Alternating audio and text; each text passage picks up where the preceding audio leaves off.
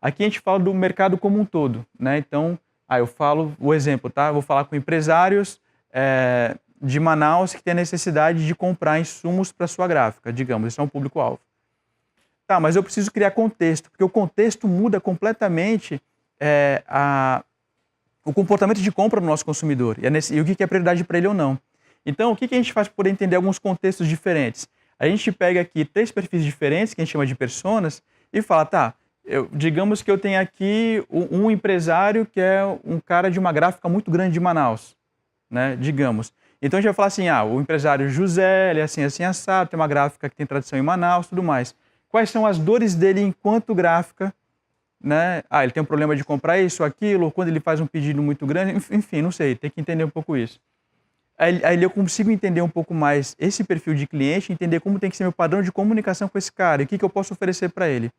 É diferente de um cara que tem uma gráfica rápida em Manaus, dentro de um shopping. Ele tem uma outra demanda, né? Não é a mesma coisa. Então, por isso que a gente gosta de contextualizar para poder entender, então, o que eu vou oferecer para cada um deles, né? Então, aqui, em suma, o que a gente faz é isso. A gente descreve aqui o nosso público conta a história dele para ter um contexto e fala as dores dele, que muitas vezes se repete, mas às vezes muda também uma coisa ou outra, tá? Então, esse é o lado do consumidor. E aí eu vou dar um exemplo para vocês que sempre dou, que era o prego, tá? Imagina que aqui a gente vende prego também, tá? E aí vem 2 pessoas para comprar prego. Aparentemente é a mesma coisa. Digamos que vai eu e o Magno, praticamente a mesma idade, mentira, né? Mas a mesma idade, lá, a mesma aparência, lá, e estão comprando prego. Só que são diferentes. Porque digamos que o Magno, ele tem uma empresa que ele faz móveis e veio comprar prego para colocar nos móveis. No meu caso, não. Eu vim comprar um prego para colocar um quadro na minha parede. Se eu não entender um contexto, eu não consigo aproveitar aquela oportunidade. Porque se eu sei que o que o César quer é deixar a sala dele mais bonita, eu posso oferecer outras coisas. Eu posso oferecer papel de parede. Eu posso falar para ele que, em vez de furar a parede dele, ele pode usar o adesivo da 3M e fixar o quadro dele. Então, o contexto faz toda a diferença para entender o perfil do teu consumidor e o que você vai oferecer para ele, né? Então, por isso que é importante a gente ter essa noção, né, de quem é quem, qual a necessidade dele e o que fazer. Então, o que a gente vai fazer aqui é isso, entender dentro dos segmentos que a gente tem dentro da Raimon, né, quais são as personas que a gente pode vir a trabalhar.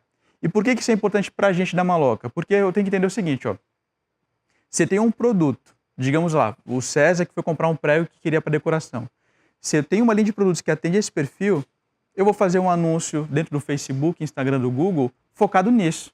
No cara que está buscando coisas de decoração, quadro, não sei o que e tal. E eu vou aparecer lá, vai aparecer o anúncio da Raimon falando, você está buscando isso? A gente tem isso, isso e isso. É diferente do perfil do Magno, que foi comprar um prego para montar uma cama de madeira, tá? Então, é muito importante porque a gente consegue... Isso que a internet nos permite, né? É importante para vocês entenderem por que a gente está fazendo isso.